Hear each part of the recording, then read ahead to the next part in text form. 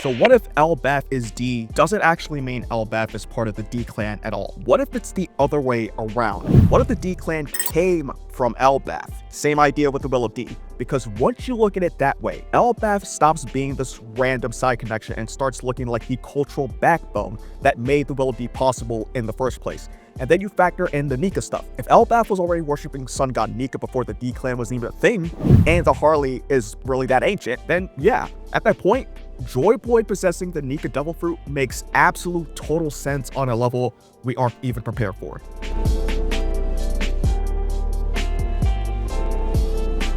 Alright, so let's start with the Elbaf is D line itself, because I think most of us had the same first reaction when we read it. The immediate assumption was genealogical. If Elbaf is being linked to the clan of D, then there has to be some kind of bloodline connection there. Either the Giants carry D lineage, or they were historically tied to whoever originally held the name.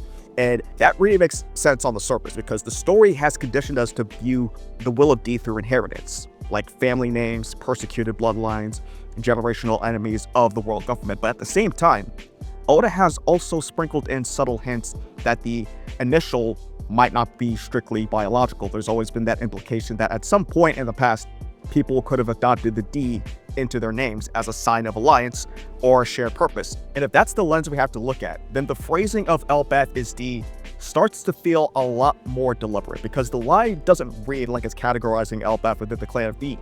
It reads more like it's equating Elbaf with what the Will of D actually represents. Because when the story talks about characters carrying the Will of D, it's never just about the name, it's about how they live and what they stand for. The way someone like Roger could laugh at death, or Luffy could reject authority outright. So if Elbaf is being described as D, it could be less about ancestry and more about like a society that already lives according to the same philosophy the Will of D symbolizes.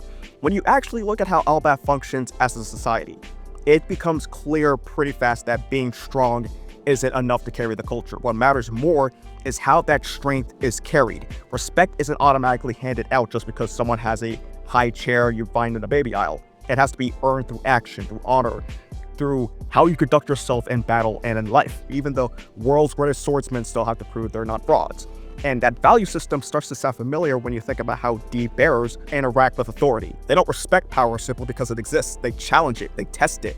So Elbaf isn't just a nation of just strong, powerful warriors. It's a society built around the idea that freedom and honor matter more than hierarchy and control, which is exactly the kind of environment you'd expect if the Will of D was shaped by cultural influence rather than lineage alone. And that connection becomes even clearer when you look at how Elbaf views death. For Giants, dying in battle isn't framed as tragedy, it's framed as the job getting finished. There's an acceptance there, almost an expectation that life ends facing forward, not running from the inevitable. Dying with honor isn't framed as defeat, it's framed as completion. And that perspective starts to mirror something we've seen repeatedly with people who carry the Will of D. They don't meet death panicking, sometimes they meet it with a smile. And I say sometimes because of this disappointment of a son. So when you actually line up those attitudes up, it stops feeling accidental pretty fast. In both cases, death isn't treated like something you run from, it's something you walk on your own terms. And once that clicks, it stops looking like random overlap. It starts looking like Elbaf, the Will of D, and you liking the video and sharing your thoughts in the comments are all operating on the same exact philosophy. And things get even more connected once we talk about Nika, because Nika isn't presented as some unreachable cosmic landlord. It slots into giant culture without any friction. A figure tied to liberation, laughter, and destruction. A pretty goated trifecta if we're being honest. Though not destruction in the villainous sense the story initially frames it as. If anything, the direction the arc seems to be moving suggests that destruction is meant to be understood as tearing down oppression rather than causing it. Freedom isn't treated as rebellion, it's treated as something sacred. And that connection matters when you think about what the Nika fruit represents within the larger story. It's basically liberation given form, the ability to do whatever you want. So when you place Elbaf's cultural values next to what Nika symbolizes, the alignment feels less symbolic and more structural, like the mythology and the culture are reinforcing the same ideological foundation. And that's where the comparison between Elbaf and the Will of D stops feeling thematic and starts feeling more foundational. And if that connection really is foundational, then it raises an even bigger question about where that ideology took shape first. Because if the giants of Elbaf have been living according to the same philosophical framework that defines the will of D, then it becomes worth asking whether that worldview existed in their culture before it was ever carried forward by individuals like Joy Boy or the early D clan. If the clan of D began emerging around the same era tied to Joy Boy and the Ancient Kingdom, then Elbaf would have already existed as an established civilization with its own belief systems and traditions. Not claiming Elbaf manufactured the will of D in a lab, but its culture could have served as the living example that shaped what the philosophy eventually became. And if figures like Joy Boy were interacting with or influenced by that kind of civilization, then the will of D starts to look less like something passed down strictly through family lines and more like an ideology carried forward by people who believed in the same way of living. I mean, when you think about it, it's basically what Luffy does all the time. He inspires people to live the way he lives, living life with absolute freedom to chase your dreams. And that perspective starts to shift how you look at Elbaf itself as a symbolic identity, because even the name Elbaf begins to take on a different weight when you examine it through that lens. So, if you break the name Elbaf down phonetically, the first half, El, is well established across Semitic language traditions as a term tied to divinity, God. And that usage isn't unfamiliar within the story either. We've already seen Oda draw from the same linguistic root before. Enel's signature attack, El Thor.